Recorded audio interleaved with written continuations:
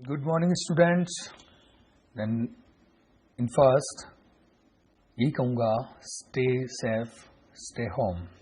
ये मानवता पर जो तूफानी लहरें इनके विरुद्ध हमें लड़ना है, इसलिए हमें घर पर ही रहना है, घर पर ही रहना है और सुरक्षित रहना है। Then today we are discuss on SQL। SQL पे डिस्कस करने से पहले अपन देखते हैं कि what is MySQL। Then MySQL है, सिंपल वर्ड में अपन कहें कि the MySQL is a freely available open source relational database management system RDBMS that use structured query language. Then structured query language further divided into 3 sub language. They are DDL, DML, TCL। DDL means data definition language. It work on structure of the table. DML is data manipulation language. It work on the data that's saved in the table.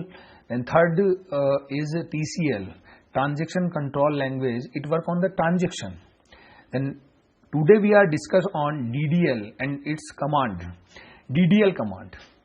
Then practical देखते हैं अपन किस प्रकार से अपन DDL और DDL की command का use करेंगे। तो सबसे पहले अपन ओपन करेंगे MySQL। MySQL में अपन देखते हैं DDL के अपने पास 3 कमांड है जो अपन ने देखी अभी, क्रिएट है, ऑल्टर है, ड्रॉप है। क्रिएट है डेटाबेस को टेबल को बनाएगा, देन ऑल्टर इसके टेबल के स्ट्रक्चर में चेंज करेगा, और देन ड्रॉप है वो टेबल को ड्रॉप करने के लिए, डिलीट करने के लिए यूज होता है। तो सबसे पहले स्टार्ट करते हैं अपन। तो अपन देखते हैं कि किस टाइप से अपन स्टार्ट करेंगे। तो सबसे पहले अपन डेटाबेस बनाते हैं। तो डेटाबेस बनाते हैं तो अपन यहाँ पे लिखेंगे क्रिएट, देन डेटाबेस। डेटाबेस एक कीवर्ड है। Then database name, suppose that मैं डेटाबेस नेम बनाया BBVN। नेक्स्ट अपन देखते हैं कि इसको यूज कैसे करना है, इसको ओपन कैसे करना है। तो अपन यहाँ पे जो कमांड काम में लेंगे वो करेंगे use and then database name. Database name अपना क्या है, BBVN। उसके बाद में अपन देखते हैं कि इसमें पहले से कोई टेबल बनी है क्या। जनरली अपन कहें तो अभी अपन ने डेटाबेस बनाया, अभी अपन ने इसमें कोई टेबल नहीं बनाई है, तो इसमें कुछ नहीं होगा, कोई भी टेबल एग्जिस्ट नहीं करेगी। फिर भी अपन चेक कर लेते हैं एक बार। देन मैंने यहाँ पे लिखा शो टेबल, तो यहाँ पे मैसेज आ रहा है, वो आ रहा है एम्प्टी सेट। इसका मतलब इसमें कोई टेबल नहीं है, अभी अपन टेबल बनाएंगे। टेबल बनाने के लिए DDL की अपन कमांड काम में लेंगे जो होगी क्रिएट। क्रिएट के साथ अपन कैसे इसका सिंटेक्स यूज करेंगे वो अच्छे से देखिएगा, कहाँ पे अपन को सेमीकोलन यूज करना है, कहाँ पे अपन को कोमा यूज करना है, कहाँ पे अपन को पैरेंथेसिस यूज करना है। Then create table, then table name. Table name suppose that मैंने दिया एज स्टूडेंट। यहाँ पे अपन सबसे पहले लिखते हैं column. Column suppose that ID मैंने कॉलम दिया, टेबल के अंदर पहला जो कॉलम होगा वो ID होगा। देन उसका डेटा टाइप इंटीजर मैंने दिया है। यहाँ पे अपन ने इसकी साइज है वो 5 कर रखी है। अगर आप नहीं दोगे इसका मतलब ये क्या लेगा, 11 साइज। ओके, देन फर्स्ट जो अपन कॉलम देंगे उसका पूरा कंप्लीट डेफिनेशन देने के बाद अपन कोमा यूज करेंगे। नेक्स्ट कॉलम देंगे, यहाँ पे मैंने दिया नेम। नेम में आ जाएगा केयर। केयर और वेयर केयर ये भी मैंने आपको पहले बताया है। Char work on fix length and varchar work on variable length. Again अपन कोमा यूज करेंगे। नेक्स्ट अपन यूज करते हैं, वो करते हैं एड्रेस। एड्रेस अपन यूज करते हैं वेयर केयर के अंदर। क्यों वेयर केयर यूज करते हैं, क्योंकि ये जो मेमोरी है वो कम यूज कर रहा है। जितना अपन डेटा देंगे उतनी मेमोरी यूज करेगा, बाकी को फ्री कर देगा। ये पहले भी अपन बात कर चुके हैं। नेक्स्ट अपन यूज करते हैं DOB। DOB date of birth. इसके लिए अपना डेटा टाइप आता है, वो आता है डेट, हमेशा ध्यान रखिएगा। उसके बाद में अपन बात करते हैं फीस। फीस की बात करें तो इसका डेटा टाइप अपन काम में लेंगे डेसिमल। डेसिमल अपन काम में लेंगे, तो यहाँ पे मैंने कर दिया 10,2। इट मीन्स आप समझते हो 10,2 का मतलब यहाँ पे है कि टोटल जो आपके आप जो भी अमाउंट इंसर्ट करोगे उसका डिजिट है टोटल 10 होगा। ठीक है, टोटल 10 होगा। उसके बाद में जो पॉइंट्स के बाद है वो 2 डिजिट होगा। इसका मतलब पॉइंट से पहले कितना होगा, 8 होगा। ओके, उसके बाद में अपन यूज करते हैं कॉन्टैक्ट। देन कॉन्टैक्ट यूज करते हैं। आप इसको किसी भी केस में लिख सकते हैं, अपर हो चाहे लोअर हो, ये केस सेंसिटिव लैंग्वेज नहीं है। देन अपन कॉन्टैक्ट अपन यूज करते हैं इंटीजर में। इंटीजर यूज करते हैं, ये अपने आप, मैं यहाँ पे इसकी कोई साइज नहीं दे रहा हूँ, ये अपने आप 11 ले लेगा। देन अपन यहाँ पे देखते हैं कि अपन ने इसका पैरेंथेसिस क्लोज करा है, सेमीकोलन लगाया, जैसे अपन इंटर करते हैं क्वेरी ओके हो जाता है।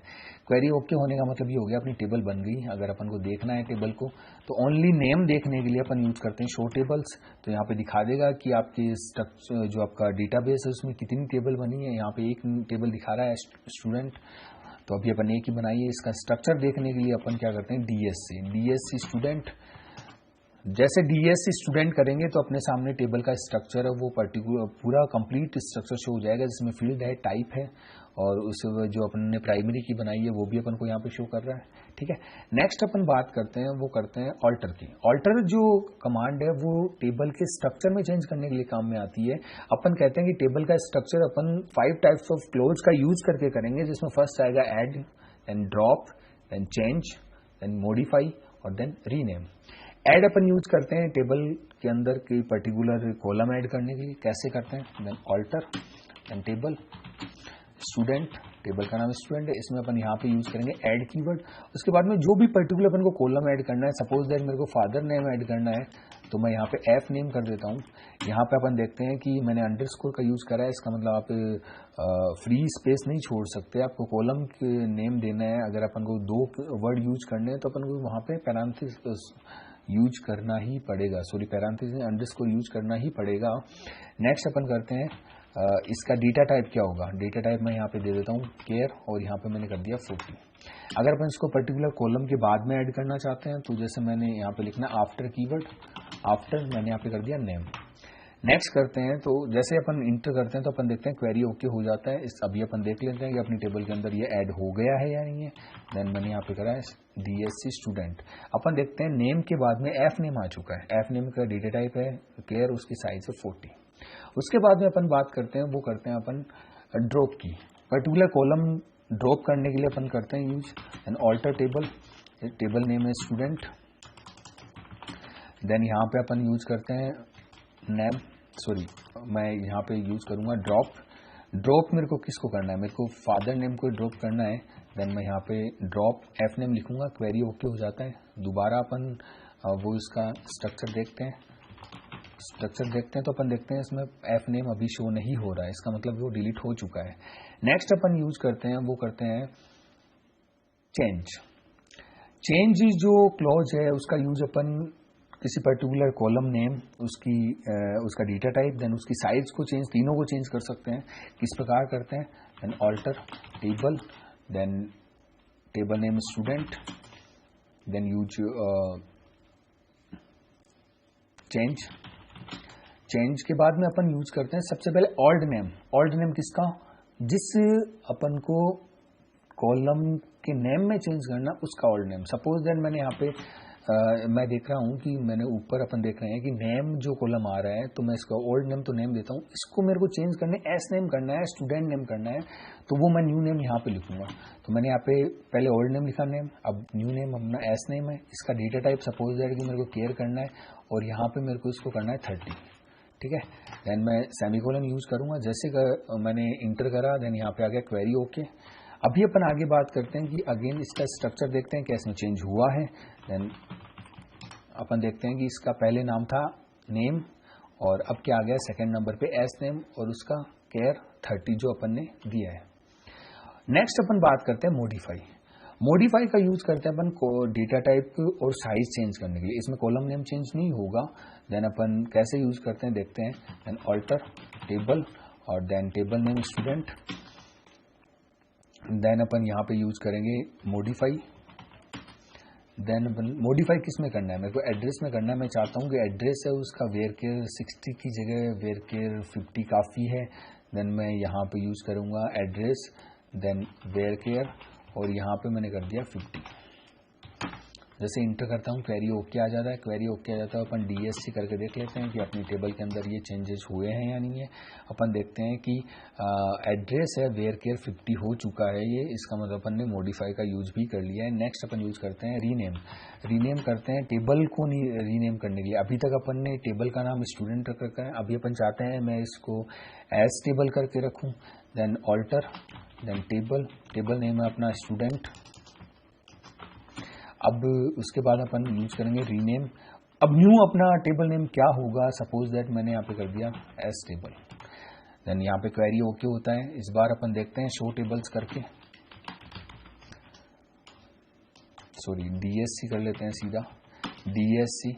अगर मैं स्टूडेंट करूँगा तो ये अपन को एरर मैसेज देगा क्योंकि ये एग्जिस्ट नहीं करती, क्योंकि पहले नेम था स्टूडेंट, अभी क्या हो चुका है एस टेबल। मैं दोबारा डीएससी करता हूँ और यहाँ पे करता हूँ एस टेबल। ओके, जैसे मैं एस टेबल करता हूँ तो उसका पूरा स्ट्रक्चर आपके सामने शो हो जाता है। तो ये थे अपने पांचों क्लॉज ऑल्टर के साथ। नेक्स्ट अपना आता है वो आता है ड्रॉप कमांड। ड्रॉप कमांड काम में अपन लेते हैं किसी पर्टिकुलर टेबल को ड्रॉप करने के लिए। कैसे करते हैं तो वो देखिए, drop table, then table name जिस टाइप से अपना अभी टेबल नेम एस टेबल है, ठीक है। जैसे मैं इंटर करूंगा क्वेरी ओके हो जाता है। क्वेरी ओके हो जाने का मतलब ये हो गया कि अपनी टेबल है वो डिलीट हो चुकी है। टेबल डिलीट हो चुकी है, कैसे देखें तो वही अपन करेंगे शो टेबल्स, जो शुरुआत में अपन ने यूज करा था। यहाँ पे शो हो रहा है एम्प्टी सेट, क्योंकि पहले अपनी एक टेबल थी स्टूडेंट, फिर अपन ने उसको चेंज करा तो उसका नाम था एस टेबल। पर एस टेबल को डिलीट करने के बाद वो डेटाबेस में एग्जिस्ट नहीं करती है। अब एग्जिस्ट नहीं करती है तो यहाँ पे मैसेज शो होगा क्या, एम्प्टी सेट। ओके, तो student thank you so much, good morning students. Then good morning students. In last video, we read about MySQL and DDL command. MySQL is a freely available open source relational database management system that uses structured query language, and the DDL, DML or TCL are the sub language of SQL.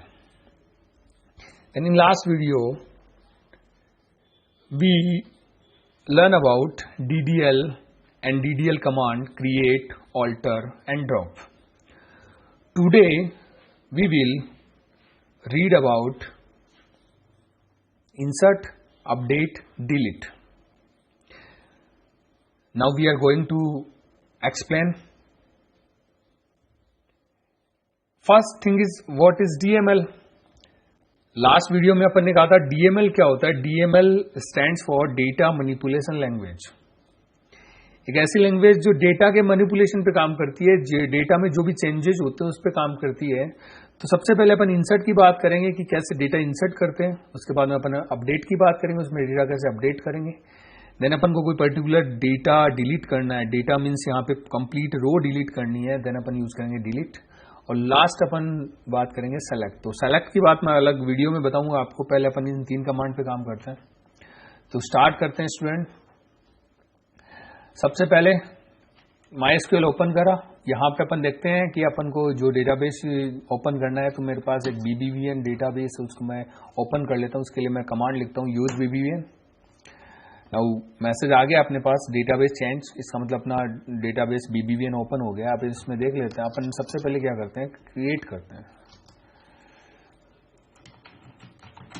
करते हैं। तो मैंने जैसे last video में बताया था, create table NST table बनाते हैं। यहाँ पे मैंने बना दिया आईडी में मैंने यहाँ पे कर दिया इंटीजर। मैं यहाँ पे अगर लिखता हूँ प्राइमरी की, सुनिएगा मेरी बात अच्छे से, अगर मैं यहाँ पे लिखता हूँ प्राइमरी की, इसका मतलब जो आपका आईडी कॉलम होगा वो प्राइमरी की बन जाएगा। प्राइमरी की का मतलब होता है यहाँ पे यूनिक प्लस नॉट नल। इसका मतलब ये यूनिक वैल्यू कंटेन करेगा और इसमें नल भी नहीं होगा। नल का मतलब lack of value, lack of value मतलब आप उसको खाली नहीं छोड़ सकते।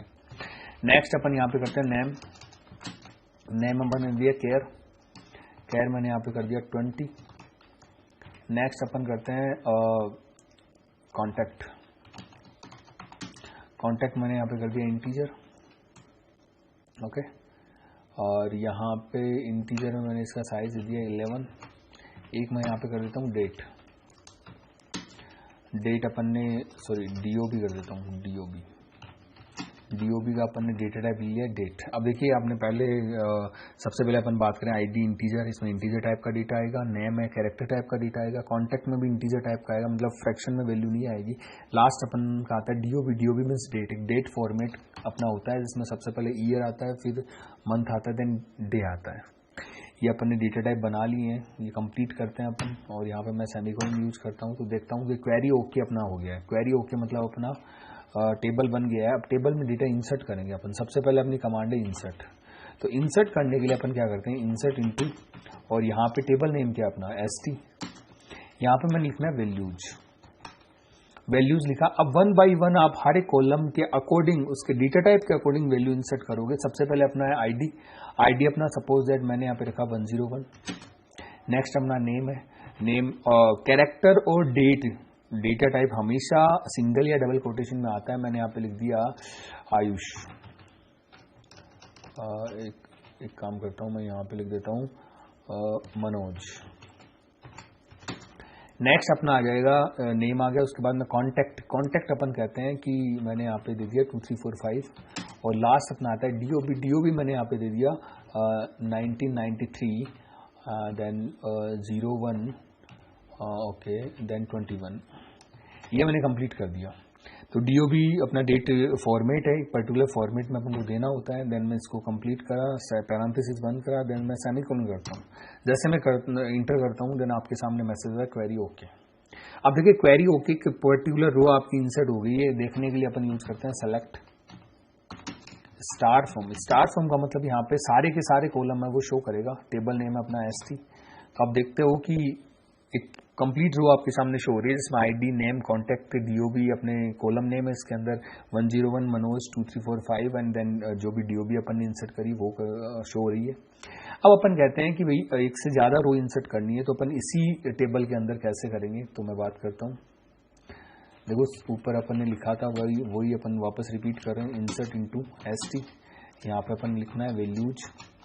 नेक्स्ट अपन जस्ट लाइक 102 करते हैं, यहाँ पे नाम मैं कर देता हूँ रघु। ओके, देन नेक्स्ट अपन करते हैं इसका कॉन्टैक्ट नंबर। नेक्स्ट अपन करते हैं जैसे मैं यहाँ पे कर देता हूँ 1996, और देन 11, और देन 23। ओके, ये कंप्लीट होने के बाद मैं यहाँ पे कोमा यूज करूंगा। अगर मेरे को मोर देन वन रो मतलब एक साथ इंसर्ट करनी है, तो मैं यहाँ पे कोमा करके नेक्स्ट इंटर करूंगा। अगेन मैं यहाँ पे पैरेंथेसिस स्टार्ट करूंगा, जैसे अपन ने वैल्यूज के बाद में करा था। तो जो वैल्यूज के बाद में जो अपन ने डेटा इंसर्ट करा वही अपन दोबारा यहाँ पे लिखेंगे। कोई भी डेटा हो सकता है। सपोज दैट मैंने यहाँ पे जीरा करा 103, यहाँ पे मैंने कर दिया मनीष। ओके, यहाँ पे मैंने इसका डेटा टाइप इसका कॉन्टैक्ट नंबर है 4567 दे दिया है। आप जो भी कॉन्टैक्ट यूज करोगे वो 5 to 6 डिजिट में ही यूज करोगे। ओके, देन मैंने यहाँ पे देना है 2001 और 05 और 25। ये मैंने कर दिया, डबल कोटेशन में बंद करता हूँ। देन पैरेंथेसिस, जैसे सपोज दैट मेरे को 2 लाइन इंसर्ट करनी है, देन कंप्लीट होने के बाद आप क्या यूज करोगे, सेमीकोलन यूज करोगे, इंटर करोगे तो क्वेरी ओके हो गया। अगेन अपन देखते हैं, अगर अपन को डेटा डिस्प्ले करना है तो मैं एक कमांड आपको अगेन बता रहा हूँ, सेलेक्ट स्टार फ्रॉम। सारा का सारा डेटा शो करने के लिए टेबल नेम अपना ST है। जैसे अपन करते हैं तो यहाँ पे क्या आ जाता है, अपना जो भी डेटा टेबल के अंदर है वो इंसर्ट है, वो आपका शो हो जाता है। अब देखिएगा मैंने एक पहले से टेबल बना रखी है, मैं इसको ओपन करता हूँ। टेबल का नाम है स्टूडेंट। तो मैं यहाँ पे यूज करता हूँ सेलेक्ट स्टार फ्रॉम स्टूडेंट। देखो जैसे आपने सेलेक्ट स्टार फ्रॉम स्टूडेंट करा, मैंने टेबल पहले से बना रखी है जिसमें ID, name, address, DOB, fees and contact, ये अपने कॉलम नेम है। देन इसमें जो भी डेटा टाइप जो भी डेटा है वो आपके सामने दिख रहा है 101 2 3 4 5 6, ये कंप्लीट डेटा आपके सामने। अब अपन बात करेंगे, मैंने आपको बताया इंसर्ट डेटा कैसे होता है, उसके बाद अपन बात करेंगे अपडेशन की, डेटा को अपडेट कैसे करें। सपोज दैट कि आपका जो डेटा 102 है, इसमें नाम वैभव है, इसका जोधपुर एड्रेस है। मैं चाहता हूं कि इसका एड्रेस है वो उसका जो नेम है वो वैभव की जगह है कुछ और अपन इसको चेंज कर देते हैं। तो अगर अपन को चेंज करना है तो अपन यूज करते हैं अपडेट। अपडेट किसको करना है, मेरे को टेबल को करना है। टेबल का नाम है स्टूडेंट, तो अपना टेबल नेम लिखेंगे। उसके बाद अपन एक कीवर्ड यूज करेंगे सेट। अपन ने कहा था कि नेम में चेंज करना है, तो मैंने यहाँ पे लिखा name is equal to change क्या करना है वो मैं यहाँ पे लिखूंगा। तो जैसे मान लो मैंने लिखा है यहाँ पे परम, वैभव की जगह मैंने परम करना है। ये तो आपने लिख दिया नेम इज इक्वल टू परम। उसके बाद में आपको कोई कंडीशन देनी होगी वेयर क्लोज के साथ। वेयर के ऊपर कीवर्ड होता है जो एसक्यूएल में काम में आता है। उसके बाद में अपन कंडीशन देते हो भाई आपको ये बताना भी पड़ेगा कि किसका नाम चेंज कर रहे हो, कौन सी रो का चेंज कर रहे हो। तो मैंने यहाँ पे लिखा where ID is equal to 102। इसका मतलब जिसकी आईडी 102 है उसका नाम परम हो जाए। पहले इसमें कुछ भी था, अब नेक्स्ट इसका नाम क्या हो जाए, परम हो जाए। तो जैसे क्वेरी ओके करते हैं तो अपन देखते हैं तो वो सेलेक्ट स्टार फ्रॉम और टेबल का नाम है स्टूडेंट। तो आप देखते हो कि इस बार नाम क्या है, परम है। सपोज दैट मेरे को फीस चेंज करनी है। जैसे मान लो अगर मेरे 105 जो डेटा है उसमें वंश है, उसकी फीस है वो 45,000 है, इतनी नहीं है, इसमें कुछ चेंज करना है। तो मैं अगेन क्या करूंगा, update table name student set fees is equal to, suppose that ये फीस मैंने रखनी है 22,000। अगेन वेयर पहले की जैसे। अब किसकी करनी है, या तो जिसका नाम वंश है उसकी करनी है, या जिसका आईडी 105 है उसकी करनी है, या जिसका एड्रेस बीकानेर है उसकी करनी है। ये हो सकता है। तो मैं यहाँ पे नेम यूज कर लेता हूँ। पहले अपन ने आईडी यूज करा था, इस बार अपन नेम यूज कर लेते हैं। जिसका नेम इज इक्वल टू क्या है, वंश। देखिएगा मैं दोबारा एक बात आपको बोल रहा हूं कि जब भी अपन कैरेक्टर और डीओबी को यूज करेंगे वहां पे अपन सिंगल या डबल कोटेशन कोई भी यूज कर सकते हैं। इसके अलावा अगर मैं इंटीजर यूज करता हूं, जैसे मैंने आईडी करा, इसके अलावा मैं फीस यूज करता हूं, मैंने डेसिमल करा या मैंने कॉन्टेक्ट करा, इसमें मैंने कहीं भी सिंगल या डबल कोटेशन का यूज नहीं करा है। ओके, देन अपन देखते हैं क्वेरी ओके हो गया। अगेन अपन देखते हैं तो डेटा शो करने के लिए सेलेक्ट स्टार फ्रॉम और देन मैं यहाँ पे कर देता हूँ स्टूडेंट। जैसे मैं स्टूडेंट करता हूँ तो मैं देखता हूँ कि वंश है उसकी पहले तो उसकी फीस थी 45,000, अभी आप देख पा रहे हो कि उसकी फीस कितनी है 22,000। ये अपना अपडेट कमांड है। नेक्स्ट अपन बात करेंगे डिलीट फ्रॉम। मैंने यहाँ पे टेबल नेम लिखना है स्टूडेंट। अगर मैं इतना लिख के देन सेमीकोलन करके जैसे मैं इंटर करता हूं तो उसके सारे के सारे डेटा डिलीट हो जाएंगे। इसका मतलब कंप्लीट जो आपकी टेबल है वो एम्प्टी सेट ही बताएगी। अगर मेरे को पर्टिकुलर रो डिलीट करनी है तो मैं यहाँ पे अगेन वेयर यूज करूंगा। वेयर सपोज दैट कि मेरे को 106 वाला डेटा डिलीट करना है तो मैंने यहाँ पे कर दिया कि where ID is equal to 106, जिसकी आईडी 106 है वो डिलीट हो जाए। देखिए स्टूडेंट मैंने डिलीट फ्रॉम स्टूडेंट इसलिए नहीं करा क्योंकि इसमें कंप्लीट डेटा डिलीट हो जाता, तो अपन फिर सारा का सारा अपन ने जो काम करा वो सारा का सारा डिलीट हो जाता। अभी मैंने ओनली एक रो डिलीट करी है, ओनली सिंगल रो डिलीट करी है, इसलिए मैंने यहाँ पे आगे वेयर क्लोज का यूज करके यहाँ पे कंडीशन बनाई कि जिसके आईडी 106 है वो ही डेटा डिलीट हो। तो देखते हैं अपन सेलेक्ट स्टार फ्रॉम स्टूडेंट। अब अपन देखते हैं इसमें ओनली डेटा क्या है, 101 से लेकर 105 तक डेटा है। बाकी आपका जो 106 वाला डेटा है वो आपका डिलीट हो चुका है। ओके स्टूडेंट, तो आज के लिए अपना काफी है। Thank you. Hello students, good morning to all. Today we are going to discuss about MySQL function. आज अपन बात करेंगे MySQL फंक्शन क्या होते हैं। A function is a special type of predefined command that perform some operation and return a single value। अपन कहते हैं कि फंक्शन एक special type of predefined command set है जो कोई ना कोई टास्क परफॉर्म करता है, कोई ऑपरेशन परफॉर्म करता है और अपन को एक सिंगल वैल्यू रिटर्न करता है। The MySQL function have been categorized into various category such as string function, date and time function, mathematical function और other function. The first thing is the function are two types, single row method function और multi row method function. Multi row method function is also called aggregate function.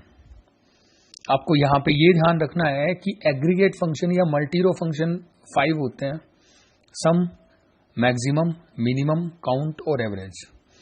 इसके अलावा जितने भी function होते हैं वो होते हैं अपने सिंगल रो फंक्शन। देन सबसे पहले बात करेंगे अपन स्ट्रिंग फंक्शन की। तो प्रैक्टिकल देखते हैं अपन।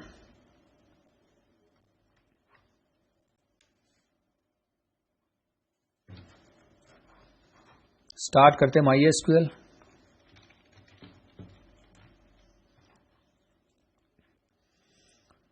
हर एक फंक्शन आपको प्रैक्टिकल करके बता रहा हूं, आप इसको ध्यान से देखिएगा। फर्स्ट अपन बात करेंगे स्ट्रिंग फंक्शन की, देन कैसे अपन यूज करना है। स्टार्ट करते हैं। सबसे पहले मैंने लिखा सेलेक्ट, फंक्शन नेम है केयर। केयर फंक्शन क्या करता है, the char function return the character for each integer pass. जो भी आप इंटीजर पास करोगे उसका कैरेक्टर रिटर्न करेगा। अब अपन कहते हैं कि किस इंटीजर का क्या कैरेक्टर होगा, तो 65 से 90 तक कैपिटल ABCD जो होता है वो अपन को रिटर्न में मिलेगा, और 97 से 122 स्मॉल ABCD होती है वो आंसर में मिलेगा। सपोज दैट मैंने यहां पे लिखा 65,67, देन मैं सेमीकोलन यूज करता हूं, इंटर करता हूं, तो आप ये देख रहे हो कि A और C आंसर में मिला। इसका मतलब 65 का कैरेक्टर क्या है A, तो 66 का क्या होगा B, 67 का क्या हो गया C। तो जो भी इंटीजर पास करोगे उसका कैरेक्टर आपको मिल जाएगा। नेक्स्ट फंक्शन है कॉन्कैट। कॉन्कैट फंक्शन क्या करेगा, ज्वाइन करेगा। जो भी आप स्ट्रिंग इनपुट करोगे उसको ज्वाइन करेगा। सपोज दैट मैंने यहां पे दिया BBVN, देन जो भी स्ट्रिंग देनी है अपन को वो हमेशा अपन किस में देते हैं, सिंगल या डबल कोटेशन में देते हैं। यहां पे मैंने करा लक्ष्मणगढ़, तो आप देख रहे हो कि इसका आंसर क्या आ रहा है, BBVN Laxmangarh without space. Next thing is lower या एल केस। यहां पे आप लोअर भी यूज कर सकते हो, एल केस भी यूज कर सकते हो। ये जो भी स्ट्रिंग होगी इसको लोअर केस में चेंज करेगा।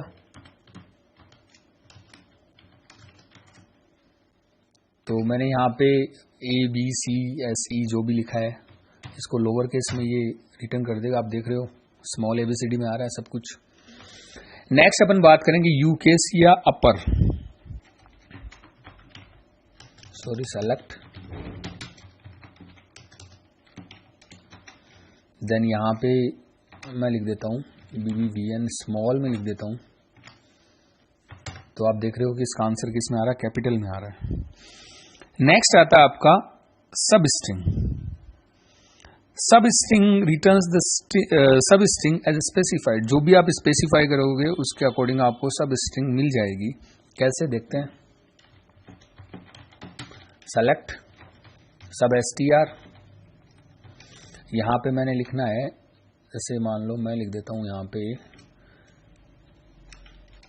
BAGARIA बगड़िया बाल, ये अपना स्ट्रिंग हो जाता है। इसके बाद में आपको किस कैरेक्टर से स्टार्ट करना है। सपोज दैट मेरे को थर्ड कैरेक्टर से स्टार्ट करना और नंबर ऑफ कैरेक्टर कितने लेने हैं, मेरे को 5 लेने हैं। तो आप देख रहे होगी first character B, second A और थर्ड क्या है G। G से स्टार्ट करेगा, टोटल 5 कैरेक्टर लेगा। तो आप देख रहे हो GARIA, टोटल 5 कैरेक्टर आपको आउटपुट में मिल रहे हैं। यहां पे जो इंडेक्स होगी वो फर्स्ट से स्टार्ट होगी। नेक्स्ट अपना आता है वो आता है ट्रिम फंक्शन। तो अपन यूज करते हैं ट्रिम फंक्शन। देखिए ट्रिम फंक्शन क्या करेगा कि लीडिंग और ट्रेलिंग स्पेस को रिमूव करेगा। सपोज दैट मैंने यहां पे दिया है BBVN और मैं दोनों तरफ इसके स्पेस में रख रहा हूं। अगर मैं ऐसा करता हूं तो आप देख रहे हो कि आंसर में क्या आ रहा है, BBVN विदाउट स्पेस आ रहा है। अब आपको जो आपका राइट साइड के अंदर स्पेस दिख रहा होगा, पर ये एक्चुअल में स्पेस है नहीं है, क्योंकि वो अपना जो हेडिंग है वो काफी बड़ी हो जाती है, इसलिए ये ऐसा शो हो रहा है। ऐसे आता है एल्ट्रिम, जो लेफ्ट साइड के स्पेस को, ओनली लेफ्ट साइड के स्पेस को रिमूव करेगा। सपोज दैट मैंने यहां पे लिखा BBVN। अब आप देख रहे हो कि मैंने ओनली लेफ्ट साइड में स्पेस रखा है। अभी अपना आंसर में जो लेफ्ट साइड का जो भी स्पेस होगा रिमूव हो जाएगा। ऐसे आपका आ जाएगा आर्ट्रिम। नेक्स्ट आता है लेंथ।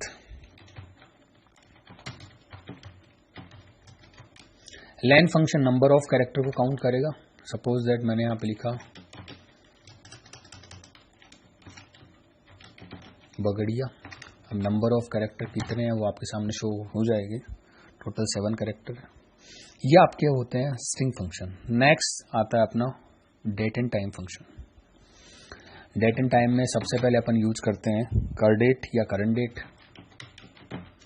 इसमें कोई भी आर्ग्यूमेंट अपन ने नहीं देना है, जो भी अपन ने वैल्यू दी है अभी तक ऐसी कोई वैल्यू नहीं देनी है, सीधा कर डेट करते हैं। तो सिस्टम का जो करंट डेट होगा जो आपके सिस्टम में होगा, जैसे मेरे सिस्टम में आप देख रहे हो इधर स्टेटस बार के ऊपर 4/2020 आ रहा है, तो वही आपको यहाँ पे मिल जाएगा। नेक्स्ट आपका आता है date function, then select date. अगर अपने पास कोई डेट एंड टाइम फॉर्मेट है तो ये उसमें से क्या करेगा, अपन को डेट रिटर्न करेगा। और मैंने आपको पहले भी कहा है कि डेट अपन देते हैं वो सिंगल या डबल कोटेशन में देते हैं। सपोज दैट मैंने यहाँ पे डेट दिया है,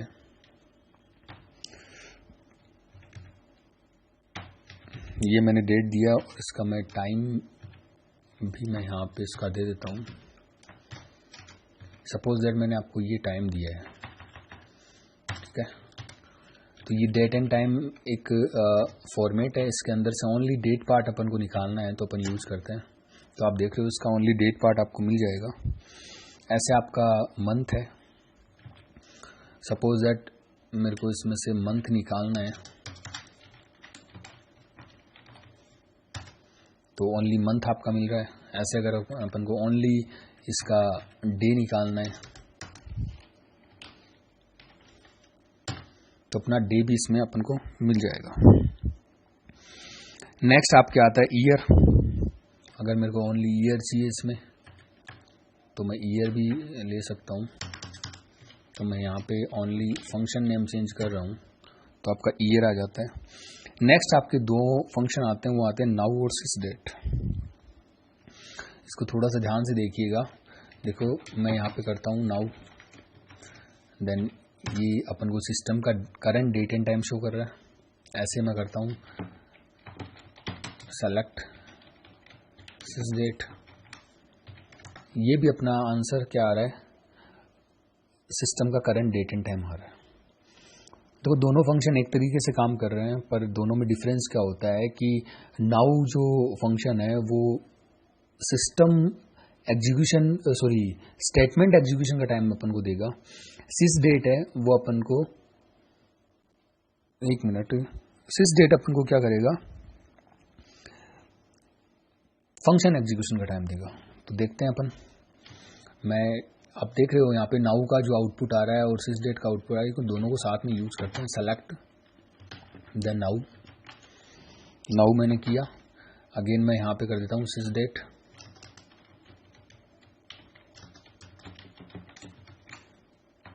नेक्स्ट मैं यहाँ पे करता हूँ स्लीप। स्लीप फंक्शन क्या करेगा, जो भी अपन ने इसमें टाइम दिया है उसको उतने सेकंड के लिए स्लीप कर देगा सिस्टम को। अगेन मैं यहाँ पे यूज करता हूँ नाउ और अगेन मैं यहाँ पे करता हूँ सिस डेट। देन मैं यहाँ पे सेमीकोलन करके यूज करता हूँ। तो आप थोड़ा सा वेट करिएगा, 5 सेकंड का आंसर अपन को देगा ये। तो देखिएगा एक बार, सबसे पहले जो नाउ फंक्शन है, नाउ फंक्शन ने आउटपुट दिया है, इसके अंदर इसका टाइमिंग जो आ रहा है वो 21/1950 आ रहा है। उसके बाद में ये सिस डेट का टाइमिंग क्या आ रहा है, 21/1950 आ रहा है। नेक्स्ट अगर हम अपन देखते हैं तो नाउ फंक्शन है उसका टाइमिंग वो ही रहेगा, पर सिस डेट का टाइमिंग आफ्टर 5 सेकेंड आ जाएगा।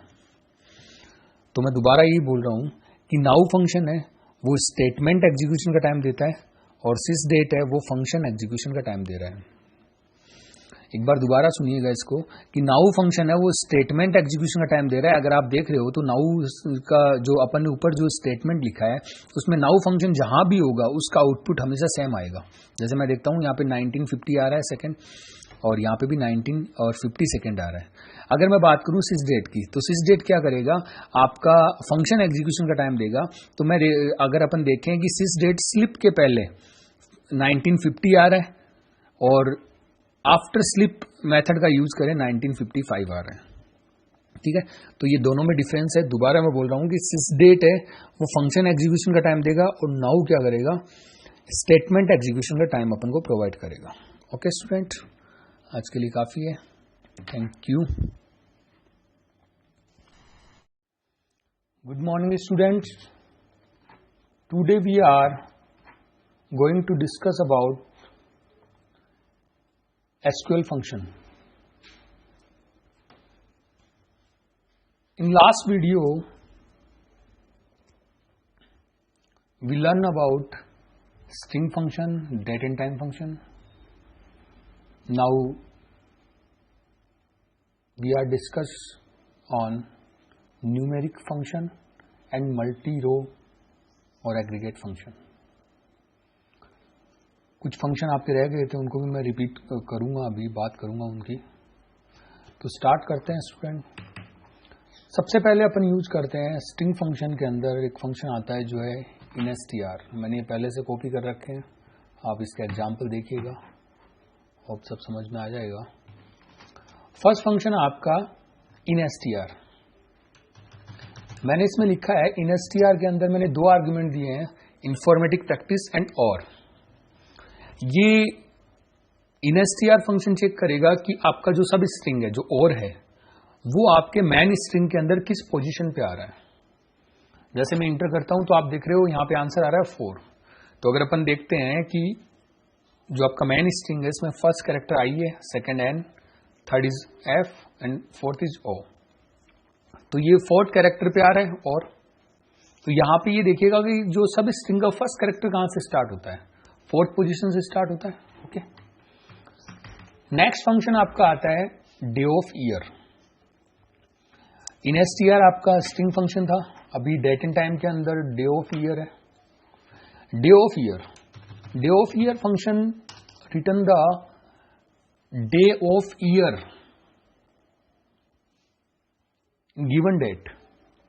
जो आपने डेट दी है उसके अंदर आपका ईयर का डे कौन सा है. जैसे मैंने यहाँ पे जो एग्जांपल लिया है उसके अंदर अपन ने किया है 2025 एंड 20 डे. तो मैंने एक डेट का फॉर्मेट दिया है जिसके अंदर सबसे पहले ईयर है, देन मंथ है, देन डेट है. तो अपन देखते हैं कि इसका आंसर क्या आता है. तो देखो इसका आंसर आता है 141. कि अगर आप जनवरी को अगर आप चेक करते हो तो 31 डे होते हैं, फिर फेब को इसके 28 डे है, सॉरी 2020 है तो इसमें 29 आएंगे क्योंकि ये लीप ईयर है. नेक्स्ट आप मार्च को ऐड करोगे, देन अप्रैल को ऐड करोगे, फिर आपके मई के 20 डेज और ऐड हो जाएंगे. तो ये टोटल 141 डेज हो जाएंगे. इसको आप सम करके देख सकते हो. नेक्स्ट आपका आता है मॉड. अभी अपन बात कर रहे हैं न्यूमेरिक फंक्शन की, ठीक है. तो न्यूमेरिक फंक्शन के अंदर सबसे पहले आता है मॉड. मॉड रिमाइंडर की तरह काम करेगा कि अगर आप 11 को डिवाइड करोगे 4 से तो इसका आंसर क्या आएगा. इसका आंसर वैसे तो आपके देखो अगर अपन बात करें जो डिवाइड करेंगे तो उसका आंसर अलग आता है, पर जो रिमाइंडर आएगा उसके बाद में बच क्या जाएगा उसका आंसर 3 आएगा. तो अगर अपन देखते हैं कि 2 बार डिवाइड होगा उसके बाद में 8 आ जाएगा. 8 मतलब अगर अपन 4 into 2 करें तो 8 आ जाता है. 2 बार डिवाइड होगा तो बचा हुआ जो वैल्यू आएगी वो 3 आएगी, ठीक है. नेक्स्ट आपका आता है पावर फंक्शन. पावर फंक्शन वही जैसे अपन एक्सेल में यूज करते हैं, पावर निकालने का काम करेगा. तो इसको POW या POWER दोनों तरफ से लिख सकते हैं अपन. तो 3 की पावर 2, फर्स्ट जो आपका किसकी पावर निकालने और पावर क्या है सेकंड आर्गुमेंट आपका वो आएगा. तो 9 आ गया अपना यहाँ पे. नेक्स्ट आपका आता है साइन. साइन अपन को एब्सोल्यूट जो वैल्यू आप दोगे उसका साइन प्रोवाइड करेगा. अगर आपने यहाँ पे माइनस की वैल्यू दी है तो -1 आएगा. अगर आपने यहाँ पे प्लस की वैल्यू दी है देन +1 आएगा. अगर आपने यहाँ पे 0 दिया है तो यहाँ पे क्या आएगा, 0 आएगा. Okay students. नेक्स्ट आपका आता है SQRT, स्क्वायर रूट. जैसे अपन एक्सेल के अंदर करते हैं वैसे ही कुछ है. ये जो भी गिवन आर्गुमेंट होगा उसका स्क्वायर रूट निकाल देगा, जैसे 49 का 7 होता है. नेक्स्ट आता है आपका सेल.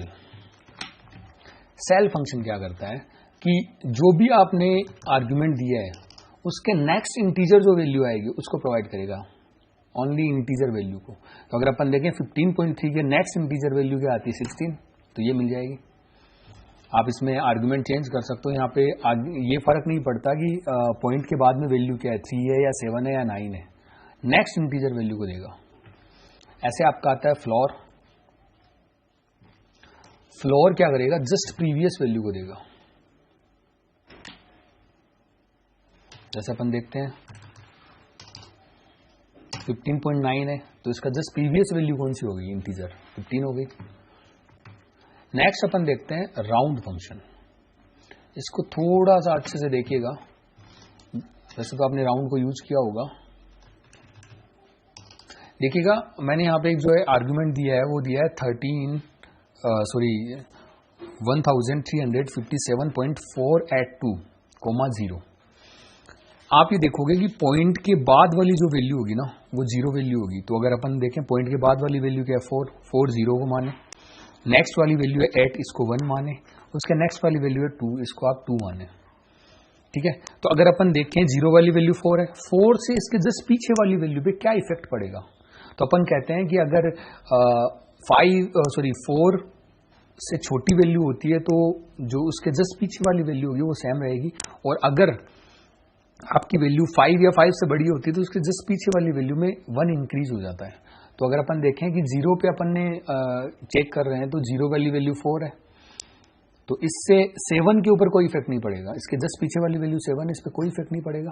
तो आपका आंसर आ जाता है 1357। अगर मैं इसको चेंज करता हूं, अगर मैं यहाँ पे 1 करता हूं तो 1 वाली वैल्यू कौन सी हो गई, 8, क्योंकि पॉइंट के बाद वाली वैल्यू 0 वाली वैल्यू, उसके जस्ट नेक्स्ट वैल्यू क्या होगी 1। अब अपन देखिए 1 वाली वैल्यू कौन सी है, 8 से 4 के ऊपर क्या इफेक्ट पड़ेगा, 1 इंक्रीज हो जाएगा। तो यहाँ पे आंसर क्या आ गया 1357.5। ओके, नेक्स्ट अगर मैं इसको चेक करता हूँ 2 से करता हूँ, तो 2 वाली वैल्यू कौन सी होगी अपनी 2 से 8 के ऊपर क्या इफेक्ट पड़ना है, कुछ नहीं पड़ना, तो वही आंसर आएगा 0.48। ओके, अगर अपन इसको माइनस में वैल्यू को ट्राई करते हैं तो मैं इसको -1 करता हूं। अगर आप देखोगे -1 वाली वैल्यू कौन सी होगी, पॉइंट के जस्ट पहले वाली वैल्यू -1 होगी, तो पॉइंट के जस्ट पहले वाली वैल्यू 7 है, 7 से 5 के ऊपर क्या इफेक्ट पड़ेगा, 7 ऑलरेडी 5 या 5 से बड़ी है, तो उसके जस्ट पीछे वाली वैल्यू में 1 इंक्रीज हो जाएगा। तो आप देख रहे हो कि 1360 आ गया। अगर इसको मैं -2 करता हूं तो आप देख रहे हो इसका आंसर क्या आ रहा है 1400 आ रहा है, क्योंकि -2 वाली वैल्यू कौन सी होगी 5, और 5 है तो इसके जस्ट पीछे वाली वैल्यू में 1 इंक्रीज होगा। नेक्स्ट आपका आता है फंक्शन आता है, वो आता है ट्रंकेट।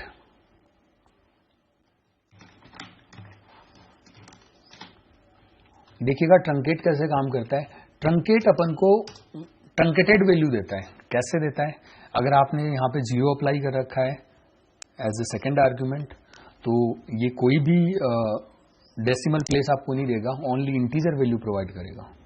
इसमें यहाँ पे राउंड का कोई मेथड नहीं है, खाली आपको इतना ध्यान रखना है कि नंबर ऑफ डेसिमल प्लेस कितने आने हैं। अगर मैं यहाँ पे 1 करता हूँ तो पॉइंट के बाद में 1 वैल्यू आपको मिलेगी 1357.4। नेक्स्ट अगर मैं करता हूँ 2 तो डेसिमल प्लेस 2 प्रोवाइड होंगे आपको। नेक्स्ट अगर अपन करते हैं, अगर अपन इसमें माइनस करता हूँ, मैं इसको माइनस करता हूँ तो आप ये देखिएगा कि पॉइंट के जस्ट पहले वाली वैल्यू 0 में कन्वर्ट हो जाएगी। तो आप देख रहे हो 1350। ओके, नेक्स्ट अगर मैं बात करूं 2, तो 2 अगर मैं करता हूं तो पॉइंट के जस्ट पहले वाले 2 डिजिट है वो 0 में कन्वर्ट हो जाएंगे। ओके, तो 1300 हो गया। ये आपका ट्रंकेट फंक्शन है। नेक्स्ट अगर अपन बात करें तो अपन बात करेंगे मल्टी रो मेथड की, जो मल्टी रो पे काम करेंगे। ठीक है, तो इसके लिए मैं टेबल का यूज करूंगा। तो सबसे पहले अपन टेबल को, डेटाबेस को यूज करते हैं, ओपन करते हैं। तो यूज, मैंने यहाँ पे डेटाबेस बना रखा है BBVN। तो अगर मैं यहाँ पे टेबल शो करता हूँ तो शो टेबल्स करता हूँ तो यहाँ पे 2 टेबल शो हो रही है। मैं स्टूडेंट को यूज करूंगा। मैंने यहाँ पे लिखा select star from student. Next अपन देखते हैं, तो अपने पास में स्टूडेंट के अंदर जो भी वैल्यू है वो अपन को मिल रही है। यहाँ पे अपन अप्लाई करेंगे, जितने भी अपने मल्टी रो मेथड है उनको अप्लाई करते हैं। तो सबसे पहले मैं बात करता हूँ मैक्स फंक्शन की।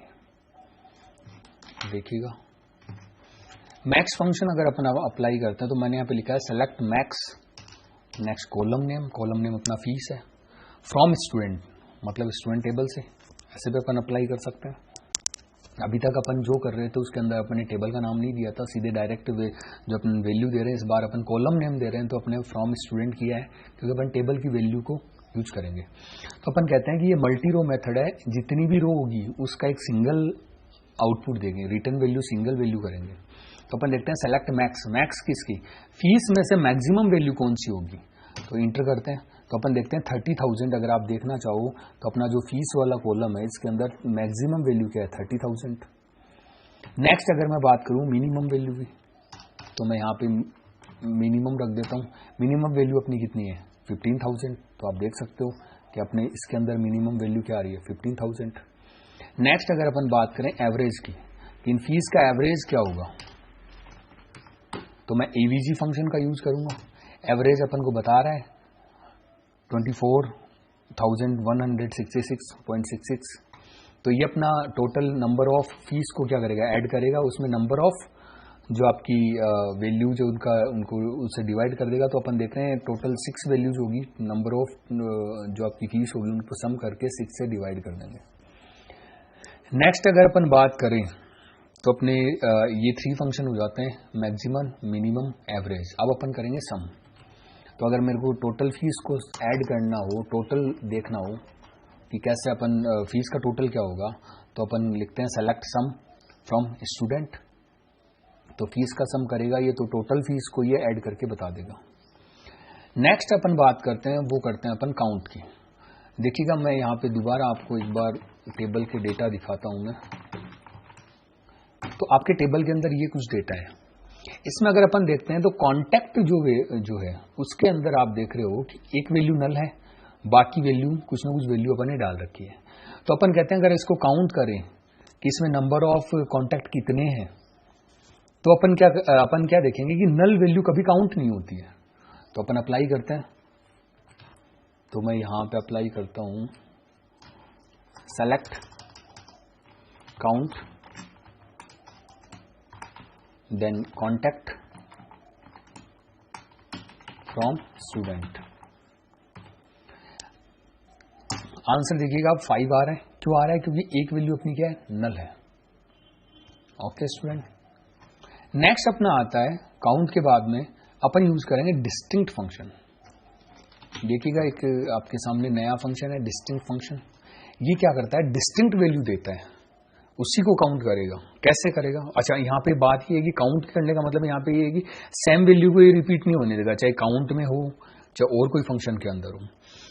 तो जैसे मैंने यहाँ पे नेम कॉलम लिया है, नेम के अंदर आप देख रहे हो तो इसके अंदर जो वैल्यूज है उसके अंदर 101 पे भी राम है और 106 पे भी राम है।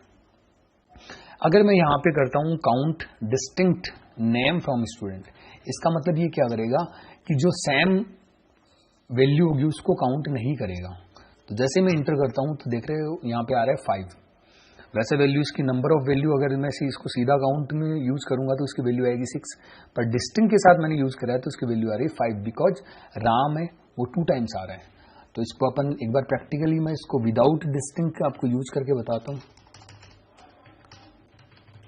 अगर मैंने यहाँ पे देखिए काउंट नेम फ्रॉम स्टूडेंट किया है, यहाँ पे डिस्टिंक्ट का यूज नहीं करा है, तो अब आंसर अपना क्या आएगा 6 आएगा। ओके स्टूडेंट, नेक्स्ट अपना एक सिंपल सा मेथड है कैलकुलेशन। अगर अपन ने करनी है कोई भी एसक्यूएल के अंदर तो अपन कैसे करेंगे, सीधा आप सेलेक्ट करोगे, आगे कैलकुलेशन लिखोगे। मैंने यहाँ पे लिखा है 13 × 15। जैसे मैं इंटर करता हूँ तो इसका आंसर अपना आ जाता है। ओके स्टूडेंट, तो आज का ये वीडियो है, इसमें जितने भी मेथड है इनको आप यूज करोगे प्रॉपरली, और यूज करने के बाद जो भी आपका फीडबैक आता है वो मुझे दोगे। Okay, thank you. Good morning to all. Today we are going to learn about select command of DML। आज अपन बात करेंगे डेटा मैनिपुलेशन लैंग्वेज की कमांड सेलेक्ट की। Select is use to display the data from the table. Select का use है वो table से डेटा को डिस्प्ले करने के लिए किया जाता है। जैसे कि आपने पहले भी पढ़ा है, अपन दोबारा इसको अच्छे से इसके हर एक सब कमांड का या अपन हर एक कीवर्ड का यूज करेंगे। अपन कैसे करते हैं देखते हैं। सबसे पहले मैंने लिखा है सेलेक्ट स्टार फ्रॉम स्टूडेंट। अगर अपन करते हैं सेलेक्ट स्टार फ्रॉम का मतलब होता है all data from the table student. तो अपन देख पा रहे हैं कि अपने सारे के सारे डेटा हैं जो भी टेबल स्टूडेंट के अंदर है वो सारे के सारे डेटा शो हो रहे हैं। नेक्स्ट अपन बात करते हैं सेलेक्ट स्टार फ्रॉम स्टूडेंट, और यहाँ पे अपन ये करते हैं कि स्टार की जगह अपन कॉलम नेम देंगे तो वही कॉलम के डेटा शो होंगे। जैसे मैंने यहाँ पे दिया नेम और यहाँ पे दिया है DOB फ्रॉम स्टूडेंट। इस बार मैंने सेलेक्ट स्टार फॉर्म की जगह कॉलम नेम दे दिया है, तो जो जो कॉलम अपन ने दिए हैं उसके डेटा शो हो जाएंगे। नेक्स्ट अपन बात करते हैं सेलेक्ट स्टार फॉर्म स्टूडेंट। यहाँ तक अगर अपन कंप्लीट करते हैं तो अपने सारे डेटा शो होंगे। और अगर इसके आगे अपन कोई कंडीशन लगाना चाहते हैं तो अपन यूज करते हैं वेयर क्लोज। वेयर क्लोज के आगे मैं कंडीशन लगाता हूँ ID is equal to 101। It means जिसकी ID 101 है वो डेटा डिस्प्ले होगा। नेक्स्ट अपन बात करते हैं कि जिसकी ID 101 है और जिसकी ID 103 है वो डेटा भी शो हो जाए। मतलब मोर देन वन डेटा अगर अपन को शो करना है तो अपन यूज करते हैं और का। तो अपन देख पा रहे हैं कि यहाँ पे 101 और 103 दोनों का डेटा अपन को शो हो रहा है। नेक्स्ट अपन यूज करते हैं, जैसे अपन ने यूज करा ID 101 और ID 103, वैसे अपन और की जगह इनका भी यूज कर सकते हैं। कैसे करते हैं, मैंने यहाँ पे लिखा ID इन 101 और कोमा 103। जैसे मैं इंटर करता हूं तो देखते हैं अपन कि 101 और 103 का डेटा है वो शो हो रहा है। इट मीन्स कि आप इनका भी यूज कर सकते हो और आप और का भी यूज कर सकते हैं। नेक्स्ट अपना कीवर्ड आता है, वो आता है एंड।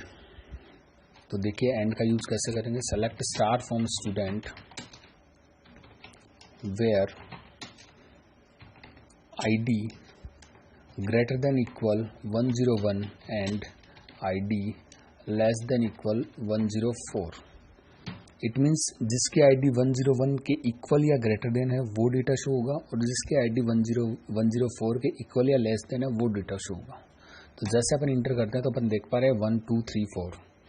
जिसकी ID 101 102 103 104 है वो सारा का सारा डेटा शो हो रहा है। नेक्स्ट अपन बात करते हैं कि अगर अपन एंड का जैसे यूज कर सकते हैं वैसे अपन बिटवीन कीवर्ड का भी यूज कर सकते हैं। कैसे करते हैं देखिए, मैंने यहाँ पे लिखा वेयर ID बिटवीन 101 एंड 104। जैसे इंटर करते हैं तो आप देख पा रहे हैं कि 101 एंड 104 करेंगे तो 1 2 3 4 सारे के सारे डेटा शो हो रहे हैं। इट मीन्स जो एंड जो कीवर्ड है वो एक रेंज के ऊपर काम करेगा कि आपने जो रेंज बना रखी है उसके अकॉर्डिंग डेटा आपका शो होगा। नेक्स्ट अपना आता है, वो अपन यूज करेंगे नल। एक बार मैं दोबारा आपको सारा का सारा डेटा शो करके बताता हूँ। तो अपन यूज करते हैं सेलेक्ट स्टार फ्रॉम स्टूडेंट। तो देखिए यहाँ पे सारा का सारा डेटा शो हो रहा है। अपन ये चाहते हैं कि जैसे अपन देख पा रहे हैं आप कॉन्टैक्ट के अंदर एक जगह आपको लास्ट के अंदर जो डेटा है वो नल मिल रहा है। आप ये चाहते हो कि जिसका कॉन्टैक्ट नल हो वही डेटा शो। तो यहाँ पे अपन यूज करेंगे select star from student where contact. देखिए जहाँ पे नल का यूज होता है वहाँ पे इक्वल साइन कभी यूज नहीं होता, वहाँ पे होता है इज का यूज। तो मैंने यहाँ पे लिखा null. Select star from student where contact is null. जैसे इंटर करते हैं तो आप देख पा रहे हो कि जिसका कॉन्टैक्ट नल है वही डेटा आपका शो हो रहा है। नेक्स्ट अपन बात करेंगे, वो करेंगे स्टार की, सॉरी परसेंटेज जो साइन अपन यूज करते हैं इसकी यूज करें और इसकी बात करेंगे। परसेंटेज साइन का यूज अपन करते हैं, वो करते हैं कंडीशन बेस पैटर्न मैचिंग के लिए। अपन कहते हैं कि percentage the percentage character match any substring. यहाँ पे कैसे यूज करेंगे वो अपन देखते हैं। Then select star from student. यहाँ पे सारे के सारे डेटा शो हो रहे हैं। अब सपोज दैट कि अपन को ये करना है कि जिसका नेम P से स्टार्ट होता हो वो डेटा अपन को मिल जाए। तो अपन देखेंगे select star from student where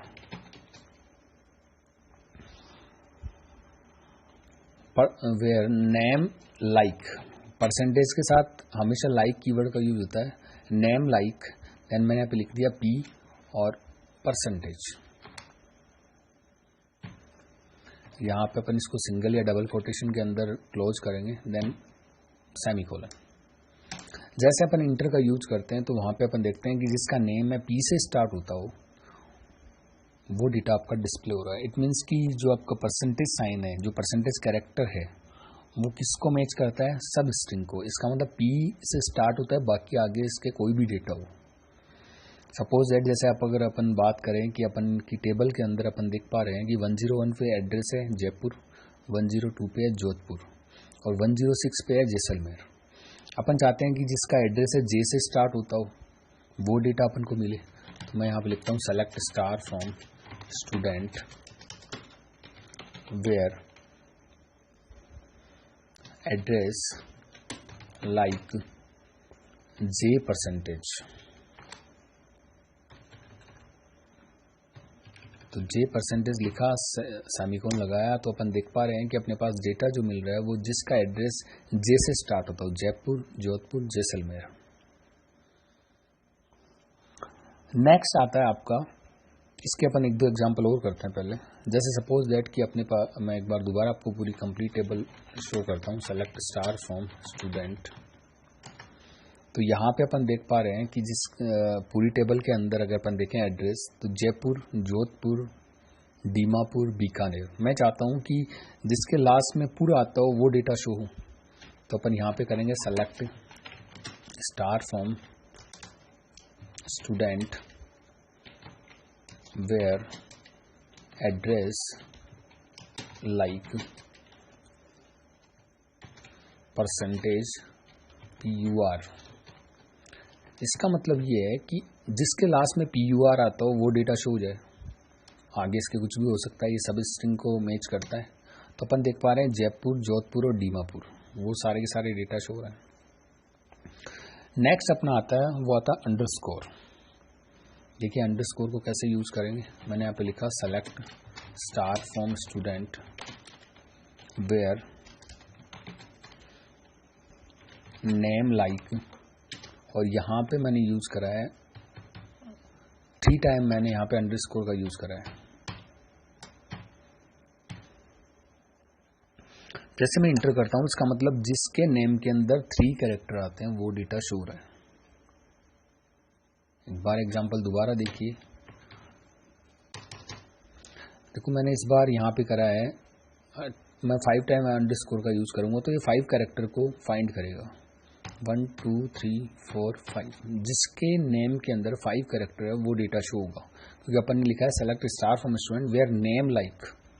inter करते हैं तो अपन देखते हैं परम, मानस, वंश, तीनों अपन को डेटा मिलते हैं। इसका मतलब ये है कि the percentage character match any character, और the underscore match any character and the percentage character match any substring. Underscore है वो कैरेक्टर को मैच करेगा और आपका परसेंटेज है वो सब स्ट्रिंग को मैच करेगा। ओके, अब इसके अलावा अब इसके एग्जांपल अगर अपन देखना चाहें तो वो भी अपन देखते हैं। मैं आपको एक बार दोबारा टेबल शो करता हूँ, सेलेक्ट स्टार फ्रॉम स्टूडेंट। तो अपन देख पा रहे हैं सारी कंप्लीट टेबल आपके पास मिल रही है। यहाँ पे अपन एक दो एग्जांपल और करते हैं। Then select star from student where address like, फिर अपन यहाँ पे करते हैं कि जिसका एड्रेस जे से चालू हो और उसका 3rd कैरेक्टर है वो अपना आना चाहिए डी। तो मैंने 2nd कैरेक्टर पे अंडरस्कोर दिया है और 3rd कैरेक्टर मैंने दे दिया है डी। उसके आगे मैंने यूज करा है परसेंटेज साइन। इसका मतलब ये है कि स्टार्ट जैसे होना चाहिए, 2nd कैरेक्टर कुछ भी हो सकता है, 3rd कैरेक्टर डी होना चाहिए और उसके बाद कोई भी सब स्ट्रिंग हो सकती है। तो जैसे मैं सेमीकोलन करके इंटर करता हूँ तो आप देख पा रहे हो कि अपने पास आंसर क्या आ रहा है, जोधपुर। इसका मतलब स्टार्ट जैसे 2nd कैरेक्टर कुछ भी हो सकता है, 3rd कैरेक्टर डी है और उसके बाद में कोई भी सब स्ट्रिंग हो सकती है। ऐसे अगर मैं दूसरा कोई एग्जांपल लेता हूँ तो यहाँ पे अपन करते हैं वेयर नेम लाइक, और यहाँ पे मैंने कर दिया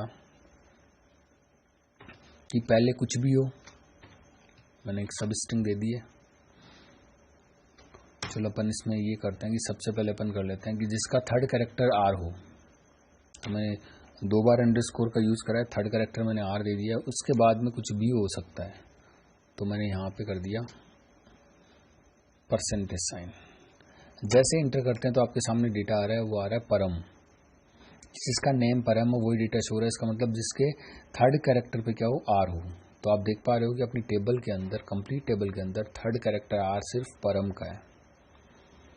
तो ये अपने सेलेक्ट कमांड के साथ अपन कुछ कीवर्ड यूज करते हैं। ओके स्टूडेंट, तो आज के लिए काफ़ी है इतना। Good morning to all. Today we are going to discuss about SQL constant. A constant is a condition or check applicable on a field or set of field. Constant एक condition है जो अपन किसी फील्ड के ऊपर, मतलब किसी column के ऊपर या सेट ऑफ कॉलम के ऊपर, सेट ऑफ फील्ड के ऊपर अपन अप्लाई करेंगे। तो कैसे अपन कांस्टेंट को अप्लाई करते हैं, कौन कौन से कांस्टेंट का अपन यूज करते हैं, तो बात करते हैं types of constant. The first constant is not null. The not null constant ensure that a column can not have null value. यहाँ अपन कहते हैं कि नॉट नल कांस्टेंट है वो ये इंश्योर करता है कि किसी भी कॉलम के अंदर जो वैल्यू होगी वो नल वैल्यू नहीं होगी। कैसे अपन इसको यूज करेंगे वो मैं आपको बता देता हूँ। इसके अलावा आता है default constant. Default constant provide the default value for a column when none is specified. जब अपन किसी भी कॉलम को कोई वैल्यू नहीं देते हैं तो उसमें बाय डिफॉल्ट क्या वैल्यू लेगा, इसको अपन डिफाइन कर सकते हैं किसके थ्रू, डिफॉल्ट कांस्टेंट के थ्रू। ऐसे अपना आता है unique constant. Unique constant ensure that all the values in a column are different, कि हर एक कॉलम के अंदर वैल्यू होगी वो डिफरेंट होगी। इसके अलावा अगर अपन बात करें check constant, check constant ensure that all the values in a column satisfy a certain criteria. किसी पर्टिकुलर क्राइटेरिया को सेटिस्फाई करने के लिए अपन चेक कांस्टेंट का यूज करते हैं। प्राइमरी की कांस्टेंट अपना वो होता है जिससे अपन डेटा को यूनिकली आइडेंटिफाई करते हैं। वैसे प्राइमरी की को अपन यूनिक प्लस नॉट नल भी बोल सकते हैं। इसके अलावा अपना आता है फॉरेन की। द फॉरेन की constant is ensure the referential integrity of the data. तो बात करते हैं अपन कैसे कांस्टेंट को अपन बनाएंगे।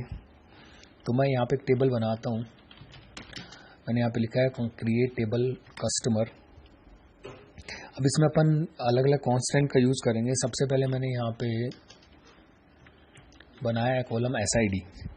SID में मैं यहाँ पे देता हूँ इसका डेटा टाइप इंटीजर। मैंने यहाँ पे इसका कोई साइज नहीं दिया है तो बाय डिफॉल्ट क्या लेगा, 11 साइज लेगा। मैंने इसको सबसे पहले डाल दिया मैंने प्राइमरी की। अगर मेरे को पर्टिकुलर कांस्टेंट बनाना हो तो मैं माय गॉड देन अगर पर्टिकुलर कांस्टेंट अगर अपन को बनाना हो तो अपन यहाँ पे क्या करेंगे, जो भी अपना कॉलम नेम, उसके बाद में उसकी डेटा टाइप, देन डेफिनेशन की जो अपन उसके आगे जो डेफिनेशन देंगे वो क्या देंगे, कांस्टेंट की देंगे, कांस्टेंट की देंगे। ओके, नेक्स्ट अपन बात करते हैं। मैंने यहाँ पे बना लेना एफ नेम। एफ नेम का यूज अपन करते हैं जो अपन को कोई फादर नेम देना हो वो अपन आगे कैरेक्टर में दे देते हैं, क्योंकि जो भी नेम आएगा वो कैरेक्टर के अंदर आएगा। यहाँ पे अपन क्या करते हैं, यहाँ पे मैंने यहाँ पे बना दिया नॉट नल। ठीक है, नॉट नल बना दिया है। नेक्स्ट अपन यूज करते हैं, वो करते हैं जस्ट लाइक आइटम नंबर। देखिए मैं यहाँ पे अंडरस्कोर का यूज कर रहा हूँ। आप कॉलम नेम के बीच में स्पेस नहीं दोगे, अंडरस्कोर का यूज करोगे। मैंने यहाँ पे इसका डेटा टाइप इंटीजर दे दिया। यहाँ पे मैं कांस्टेंट बना देता हूँ यूनिक। यूनिक मीन्स ये यूनिक वैल्यू ही लेगा। नेक्स्ट अपन बात करते हैं प्राइस। प्राइस अपन अगेन इंटीजर में बना देते हैं और यहाँ पे अपन कांस्टेंट बना देते हैं चेक। चेक कांस्टेंट का मतलब यहाँ पे ये है कि इसमें अपन कोई भी प्राइस देंगे वो एक कंडीशन के अकॉर्डिंग इंसर्ट होगी। इट मीन्स कि जैसे मैंने यहाँ पे दिया है कि प्राइस है वो ग्रेटर देन क्या हो, 50 हो। नेक्स्ट अपन बात कर लेते हैं, तो यहाँ पे अपन देते हैं स्कोर। यहाँ पे स्कोर नाम से फील्ड बनाया मैंने। इसका डेटा टाइप मैंने इंटीजर रख दिया। यहाँ पे डिफॉल्ट वैल्यू मैंने यहाँ पे दे दिया 80। तो मैं यहाँ पे कर देता हूँ 80। ओके, नेक्स्ट अपन इसको इसका ये कॉलम हटा देते हैं, डिफ़ॉल्ट 80 कर दिया, और यहाँ पे अपन जो अपन ने ऊपर ओपन करा था कॉलम पैरांथेसिस, वो यहाँ पे अपन क्लोज करेंगे और देन अपन यूज़ करेंगे सेमीकोलन।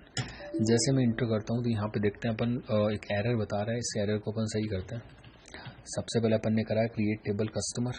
ओके, नेक्स्ट अपन आते हैं SID integer primary key. Next अपन आते हैं नॉट नल। नॉट नल में अपन ने क्या देना है, स्पेस देना है, ठीक है। नेक्स्ट अपन बात करते हैं, वो करते हैं नॉट नल के बाद अपना है यूनिक। यूनिक कांस्टेंट अपन ने यूज़ करा है। नेक्स्ट अपन करते हैं चेक कांस्टेंट। ओके, और नेक्स्ट अपना आता है डिफ़ॉल्ट स्कोर के लिए। इंटर करता हूँ, क्वेरी ओके आ जाता है। क्वेरी ओके आ जाता है, इसका मतलब ये है कि पर्टिकुलर जो भी फील्ड पे अपन ने कांस्टेंट अप्लाई करा है वो हो गया है। अब इसमें कैसे अपन यूज़ करेंगे वो अपन देखते हैं। मैं सबसे पहले यहाँ पे इंसर्ट करता हूँ, एंड इंसर्ट इनटू, जैसा कि पहले अपन ने करा है इंसर्ट कमांड का यूज़, तो अपनी टेबल का नाम है कस्टमर। यहाँ पे अपन सीधा मैं यहाँ पे दे देता हूँ वैल्यूज। एक काम करते हैं, यहाँ पे अपन कस्टमर, देन यहाँ पे अपन कॉलम नेम देते हैं सबसे पहले। तो सबसे पहला कॉलम नेम है SID। नेक्स्ट अपना आता है F name.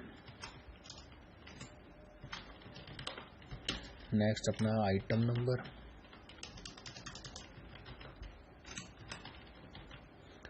Next column name अपना प्राइस। नेक्स्ट अपना आता है स्कोर, ठीक है।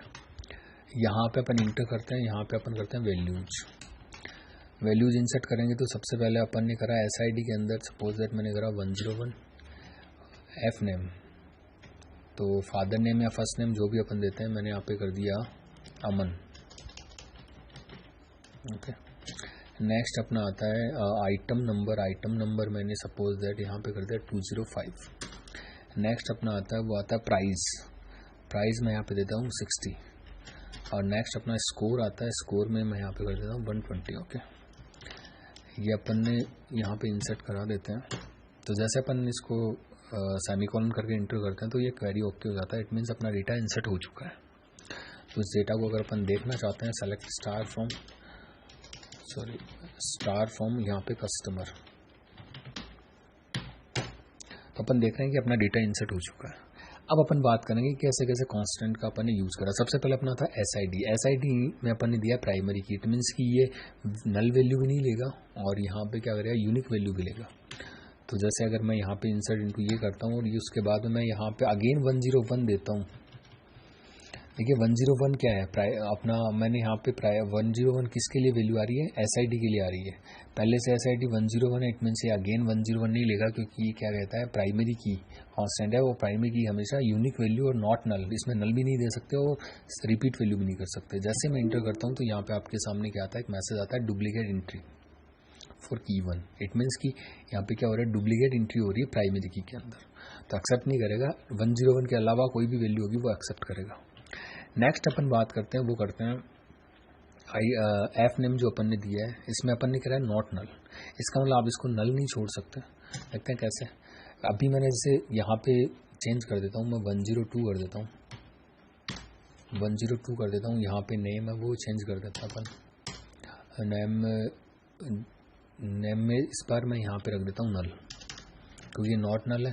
तो नल रख के देख लेते हैं कि ये इंसर्ट करेगा क्या। यहाँ पे मैंने 207 कर दिया, यहाँ पे मैंने 50 कर दिया, और यहाँ पे मैंने कर दिया 80, और यहाँ पे कर देता हूँ 150।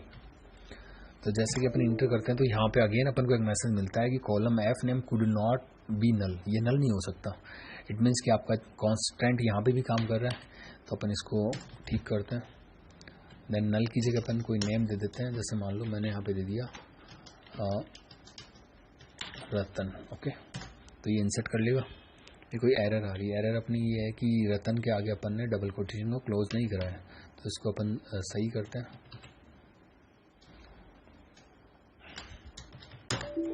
तो अगेन अपना ये वैल्यू आती है, और नेक्स्ट अपन यहाँ पे इसको सही करते हैं, ठीक है। ये क्वेरी ओके हो जाता है, इट मीन्स अपना डेटा इंसर्ट हो चुका है। तो अपन अगेन करते हैं सेलेक्ट स्टार फ्रॉम और देन कस्टमर। तो अपन देख पा रहे हैं कि अपना डेटा नेक्स्ट आ चुका है। नेक्स्ट अपना आता है, वो आता है जैसे देखिए मैं यहाँ पे कर रहा हूँ यूनिक, आइटम नंबर के अंदर यूनिक। जैसा कि मैं यहाँ पे आइटम नंबर सबसे पहले दे चुका हूँ 205 207। यहाँ पे अपन और इंसर्ट करने की कोशिश करते हैं, तो मैंने यहाँ पे लिखा है ये, और देन यहाँ पे 207 एक बार अपन दोबारा रिपीट करते हैं, बाकी वैल्यूज़ को चेंज कर देते हैं। मैंने यहाँ पे 103 कर दिया, रतन की जगह मैं वैल्यू चेंज कर देता हूँ मनीष। देन यहाँ पे 80 की जगह अपन कर देते हैं 90, और यहाँ पे 170 कर देते हैं। तो अपन ये कहते हैं कि भी जो अपना आइटम नंबर है वो यूनिक होना चाहिए। इट मीन्स ये भी रिपीट नहीं हो सकता, ठीक है। तो जैसे मैं इंटर करता हूँ तो यहाँ पे आ रहा है डुप्लीकेट एंट्री फॉर 207 फॉर की 2, तो ये भी इंसर्ट नहीं होगा। इसके लिए अपन क्या करेंगे, इसमें चेंज करेंगे तो अपन यहाँ पे 207 की जगह कुछ और वैल्यू दे देते हैं। जैसे मान लो मैंने कर दिया 209, तो ये वैल्यू को क्या करेगा, एक्सेप्ट कर लेगा, क्योंकि क्वेरी ओके हो चुका है अपना, और यूनिक कांस्टेंट है वो अपना काम कर रहा है। नेक्स्ट अपना आता है, वो आता है प्राइस में देख रहे हो आप, तो यहाँ पे आ रहा है check constant. Check constant internally अपने MySQL के अंदर काम नहीं करता है, तो इसका अपन प्रैक्टिकल नहीं करेंगे। नेक्स्ट अपना आता है, वो आता है स्कोर के आगे मैंने कर रखा है डिफ़ॉल्ट 80। डिफ़ॉल्ट 80 का मतलब ये है कि आपने वैल्यू ना दी हो तो ये क्या लेगा, 80 लेना चाहिए। तो अपन एक काम करते हैं कि ऐसा वैल्यू इंसर्ट कराते हैं जहाँ पे ओनली स्कोर की वैल्यू इंसर्ट नहीं करेंगे।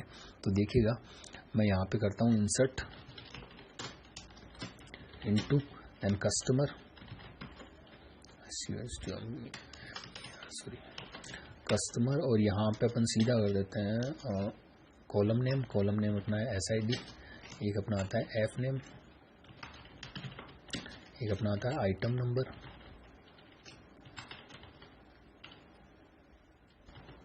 नेक्स्ट अपना है प्राइस। इसको मैं यहीं पे बंद कर देता हूँ। यहाँ पे स्कोर जो कॉलम अपने ऐड नहीं करा है, इसका मतलब अपन इसमें वैल्यू नहीं देंगे। तो यहाँ पे अपन सीधा वैल्यूज करते हैं और यहाँ पे वैल्यू इंसर्ट करते हैं। तो सपोज दैट मैंने यहाँ पे कर दिया 104, जो अपना क्या है SID। नेक्स्ट अपना आता है F नेम अपन कर देते हैं अवनीश, ओके। नेक्स्ट अपन करते हैं, वो करते हैं अपना आइटम नंबर मैं यहाँ पे कर देता हूँ 211। नेक्स्ट अपना आता है प्राइस अपन कर देते हैं यहाँ पे 110, ओके। नेक्स्ट अपना स्कोर में अपन ने वैल्यू देनी नहीं है, तो जैसे मैं सेमीकोलन करके इंसर्ट करता हूँ क्वेरी ओके हो जाता है। इसका मतलब आपने वैल्यू किसको नहीं दी है, स्कोर को नहीं दी है। तो अब स्कोर में बाय डिफ़ॉल्ट क्या आना चाहिए, 80 आना चाहिए, क्योंकि अपन ने जो कांस्टेंट का यूज़ कर रखा है वो डिफ़ॉल्ट वैल्यू क्या दे रखी है, 80 दे रखी है। तो अपन करते हैं सेलेक्ट स्टार फ्रॉम और देन कस्टमर, ओके। तो जैसे अपन देखते हैं तो 104 के ऊपर आप जो भी वैल्यू दे रहे हो उसके अंदर लास्ट वैल्यू क्या आ रही है अपनी, 80 आ रही है। इसका मतलब क्या है कि डिफ़ॉल्ट कांस्टेंट है, बाय डिफ़ॉल्ट जो वैल्यू अगर आप कुछ नहीं दोगे तो ये क्या लेगा, 80 लेगा। तो आज अपन ने ये करा है कि कांस्टेंट का कैसे यूज करते हैं। Okay student, thank you.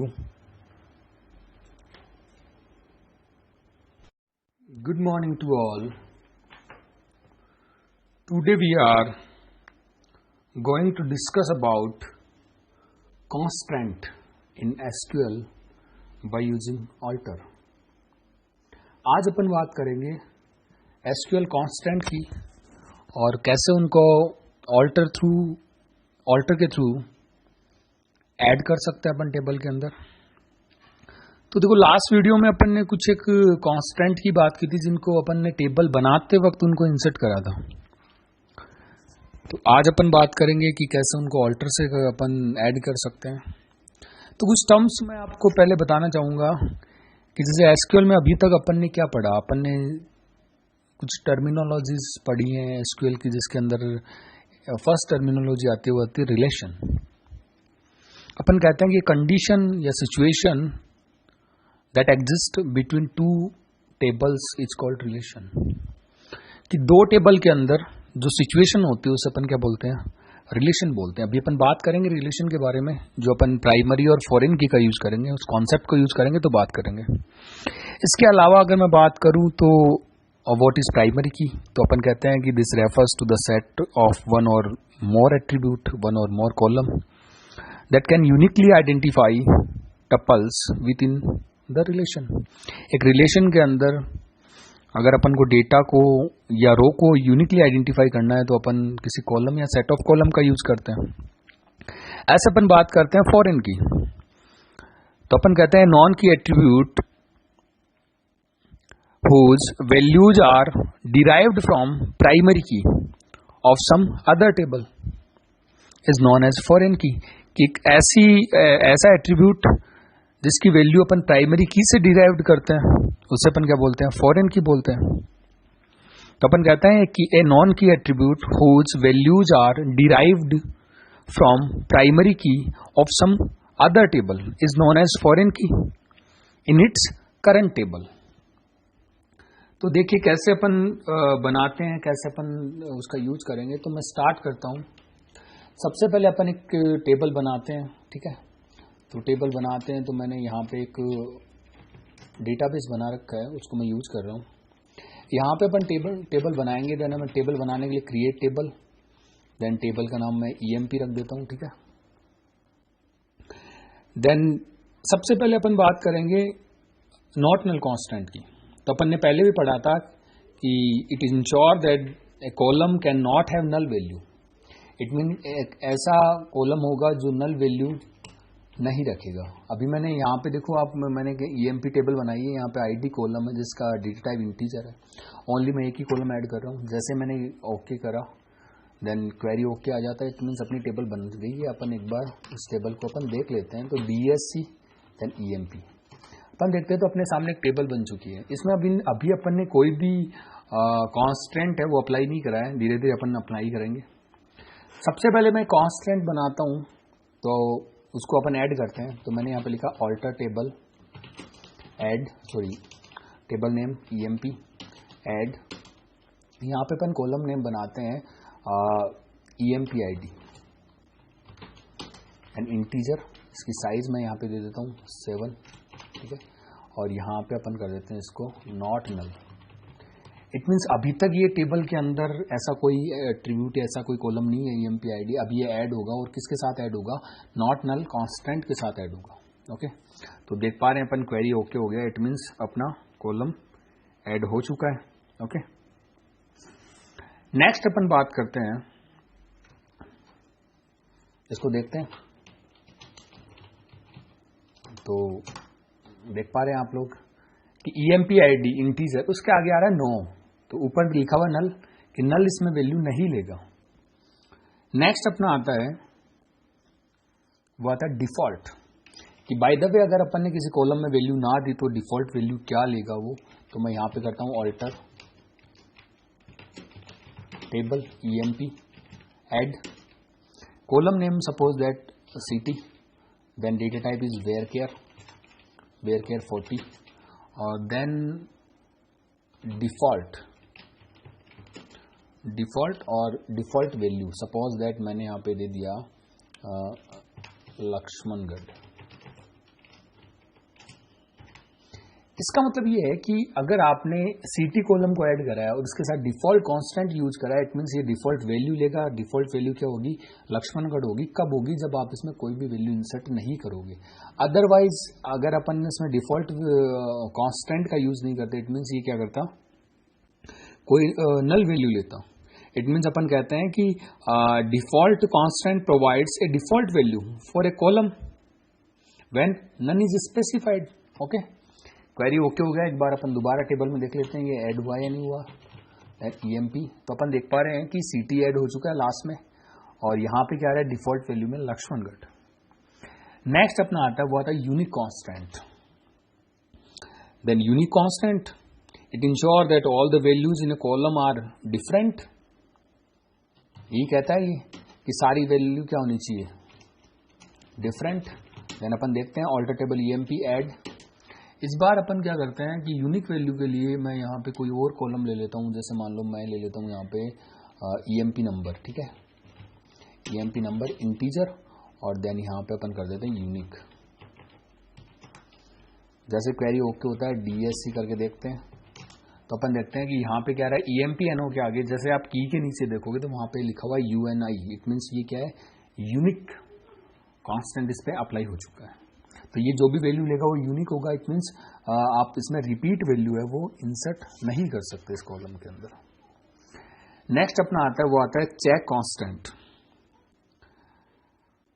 Check constant make sure that all values in a column satisfy certain criteria. It means ये क्या करेगी, किसी क्राइटेरिया को सेटिस्फाई करेगी। इट मीन्स कंडीशन को सेटिस्फाई करेगी। तो देखते हैं कि कैसे ये किसी कंडीशन को सेटिस्फाई करती है। तो ऑल्टर टेबल, पहले तो अपन कॉलम कांस्टेंट ऐड करेंगे, alter table, then EMP add.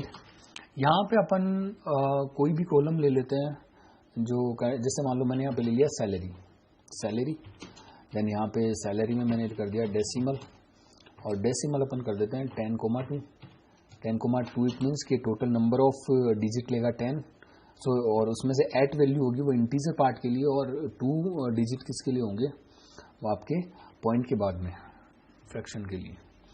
तो डेसिमल यहाँ पे अपन यूज करेंगे चेक।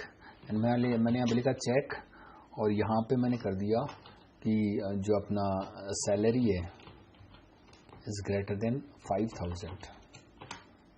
ओके, देन जैसे ओके करते हैं, क्वेरी ओके हो जाता है। इट मीन्स अपन देखते हैं इसको डीएससी, देन ईएमपी। तो आप देख रहे हो कि ये ऐड हो चुका है। यहाँ पे आपको ये कंडीशन नहीं दिखाएगा। और जनरली अपने जो चेक कांस्टेंट है वो माई एसक्यूएल में इंटरनली वर्क नहीं करता है।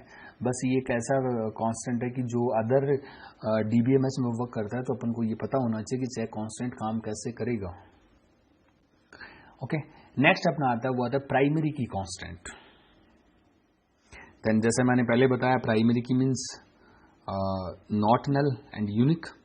तो अपन कहते हैं कि the primary key is use to uniquely identify record in a table, and the primary key constant ensures that all the values are unique and not null, कि कोई भी वैल्यू लेगा वो नल नहीं होगी और वो वैल्यू यूनिक होगी। तो अपन इसको कैसे ऐड करते हैं, alter table, then EMP add. इस बार जैसे मान लो मैं यहाँ पे कर देता हूँ ईएमपी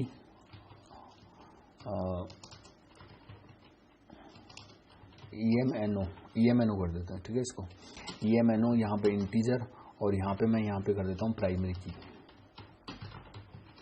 जैसे ही अपन इंटर करते हैं तो देखते हैं क्वेरी ओके, डीएससी कर देते हैं, देन ईएमपी।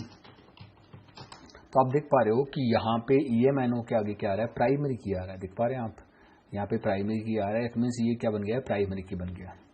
अगर अपन को प्राइमरी की को ड्रॉप करना है, इट मीन्स अपन क्या यूज करेंगे, अपन यूज करेंगे alter table, table name EMP, then drop primary key. Sorry, कोई ना कोई गलती होगी अपन से। Alter table EMP, primary spelling mistake हो गया अपन से, then primary key. Okay, enter करते हैं तो क्वेरी ओके हो जाता है। इस बार अपन अपनी टेबल देखते हैं, देन डीएसईएमपी। तो जैसे अपन देखते हैं यहाँ पे क्या होगा कि वो प्राइमरी की अब शो नहीं करेगा, क्योंकि अपन ने उसको ड्रॉप कर दिया। ओके, देख पा रहे हैं आप। अब देखिए, मैं चाहता हूँ कि पहले से मेरे पास एक कॉलम बना है आईडी या ईएमपी आईडी, इसको अपन ने क्या बनाना है, प्राइमरी की बनाना है। तो मैं ईएमपी आईडी को प्राइमरी की बना देता हूँ।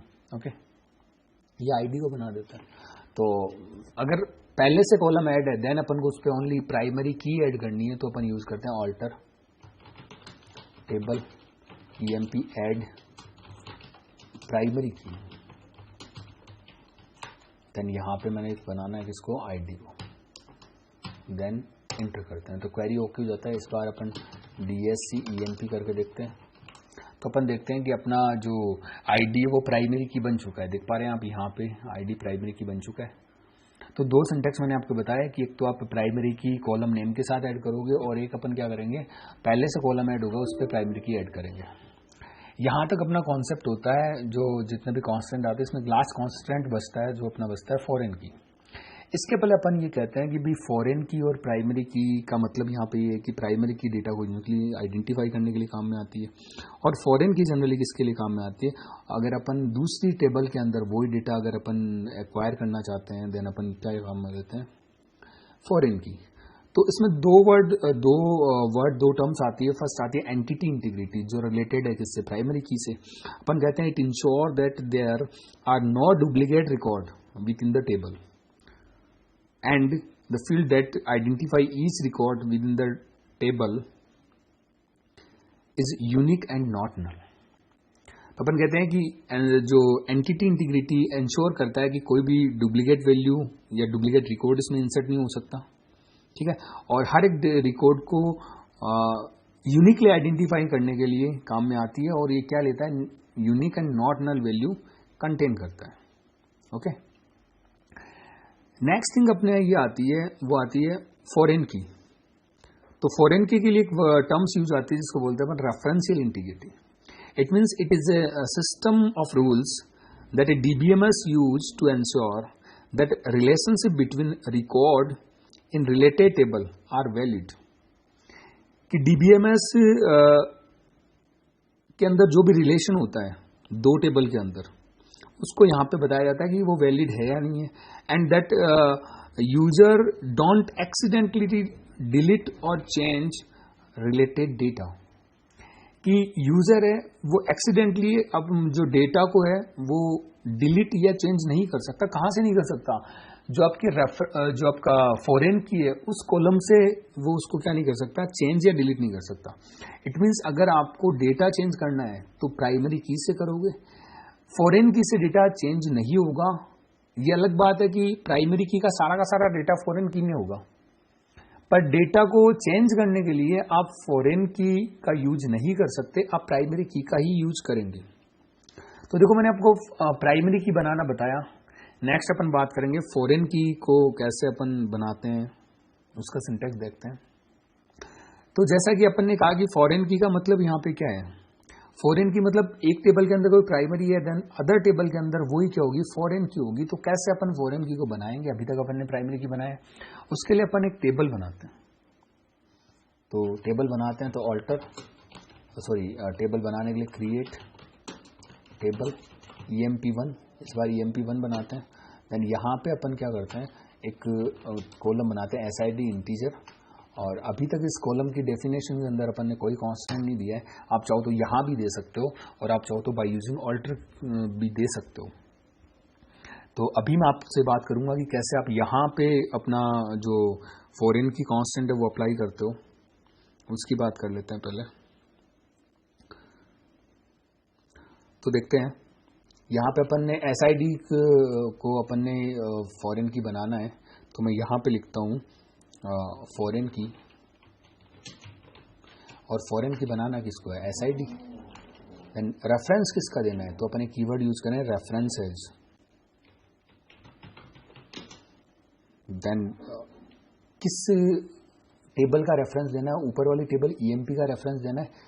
देन अपन करेंगे EMP, और उसके अंदर किसका रेफरेंस देंगे, ID का देंगे, क्योंकि ID को अपन ने क्या बनाया, प्राइमरी की बनाया, ठीक है। और दो बार यहाँ पे पैरेंथेसिस क्लोज होगा।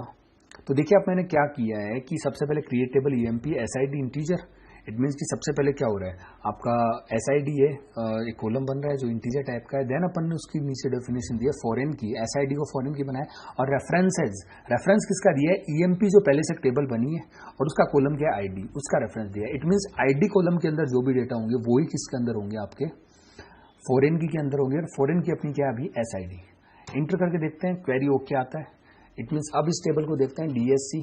तो देखिए अपन EMP1 को यहाँ पे शो करेंगे, और यहाँ पे आ रहा है की के नीचे लिखा हुआ है MUL। इट मीन्स ये किसको डिफाइन करता है, फॉरेन की को डिफाइन करता है। इसको मैंने आपको बताया कि टेबल बनाते वक्त कैसे करेंगे, और मैं अभी बात करूंगा बाय यूजिंग ऑल्टर अपन इसको कैसे यूज करेंगे। तो मैं सबसे पहले इस टेबल को डिलीट कर देता हूँ। तो टेबल डिलीट करने के लिए drop table EMP1, okay. And query okay हो जाता है। इस बार अपनी टेबल डिलीट हो चुकी है। इस बार अपन दोबारा टेबल बनाते हैं, क्रिएट टेबल EMP1, और यहाँ पे अपन SID कॉलम बनाएंगे इंटीजर, ठीक है। और मैंने इसकी कोई डेफिनेशन नहीं देनी है, और सीधा अपन इसका क्वेरी ओके होगा, DSC करके देखते हैं EMP1। तो अपन देखते हैं कि अभी ये नॉर्मली एक टेबल बनी, इस पर कोई भी इसके SID एट्रीब्यूट है, इस पर कोई भी कांस्टेंट अप्लाई नहीं है। अभी अपन इस पर फॉरेन की कांस्टेंट अप्लाई करेंगे, कैसे करेंगे वो देखते हैं। देन अपन करेंगे ऑल्टर टेबल, टेबल नेम क्या है, emp1, okay, then add foreign की,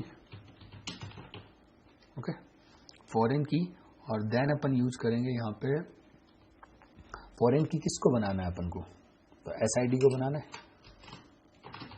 रेफरेंसेस, रेफरेंस अगेन वो किसका देना है, EMP का देना है, और EMP के अंदर ID, ओके, देन इंटर करते हैं अपन, तो क्वेरी ओके हो जाता है। इस बार DSC टेबल को DSC मतलब इसका स्ट्रक्चर अपन देखते हैं, तो अपन देखते हैं कि SID अगेन क्या बन गया है, फॉरेन की बन गया है। तो आज अपन ने कांस्टेंट की बात करी कि वो सारे कांस्टेंट जिनका यूज अपन कैसे करेंगे, कैसे अपन इसको अप्लाई करेंगे टेबल के ऊपर, ठीक है। अब जितना भी मैंने आपको बताया उसकी सारी मैंने आपको PDF सेंड की है, और PDF के अंदर देखिएगा आप कि कौन सा टर्म रेफरेंशियल इंटीग्रिटी है, कौन सा एंटिटी इंटीग्रिटी है, कैसे अपन टेबल में जो अपना जो मैंने अभी जो सिंटेक्स आपको बताया वो सारा PDF में मैंने सेंड कर रखा आपको, तो सिंटेक्स को आप अगेन उसमें आपके PDF में देखिएगा, समझिएगा। फिर भी कोई प्रॉब्लम होती है then you can call me, okay. Then आज के लिए काफ़ी है स्टूडेंट, ठीक है।